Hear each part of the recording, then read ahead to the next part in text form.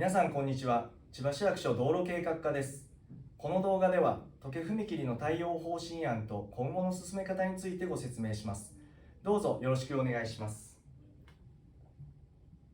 都計踏切では過去に死亡事故が発生しているほか、死亡事故の後にも踏切内への立ち入りにより列車が緊急停止した危険な事案が発生しています。これらの要因としては、踏切付近の線路はカーブしており、走行中の列車から踏切を見通せるまでの距離が短く視認しづらいこと、踏切内は連続した起伏があり通行しづらいことなどとなります。また、踏切の周辺は踏切利用者が比較的少ない上、付近に人気が少ないため、遮断機が下りた状態で人が踏切内に閉じ込められてしまうような不測の事態に気づきづらい状況です。このような事故や危険な事案が繰り返される恐れがあることから、JR は踏切利用者や乗客の安全を守るため、都計踏切を廃止する方針としています。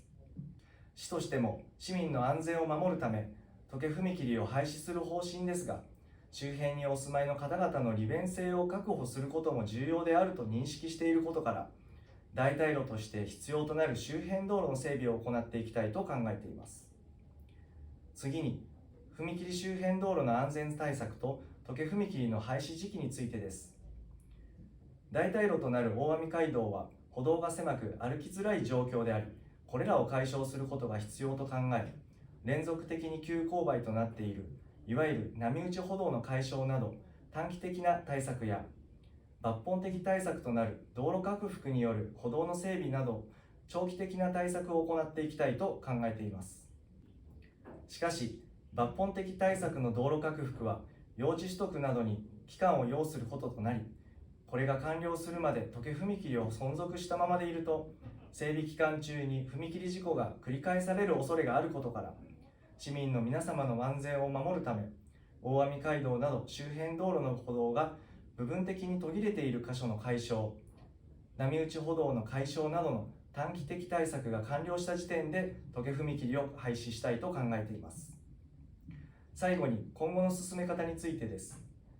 自治会ごとに開催する地元相談会でいただいたご意見を踏まえ、最終的に JR と市が方針を決定します。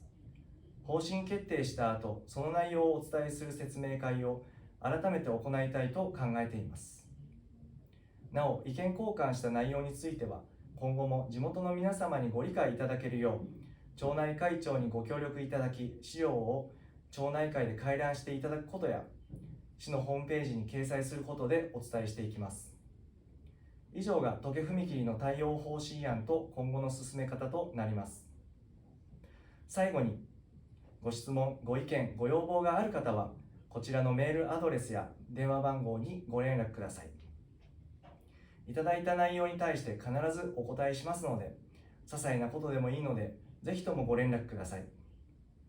地元の皆様の事業へのご理解とご協力を何卒よろしくお願い申し上げます。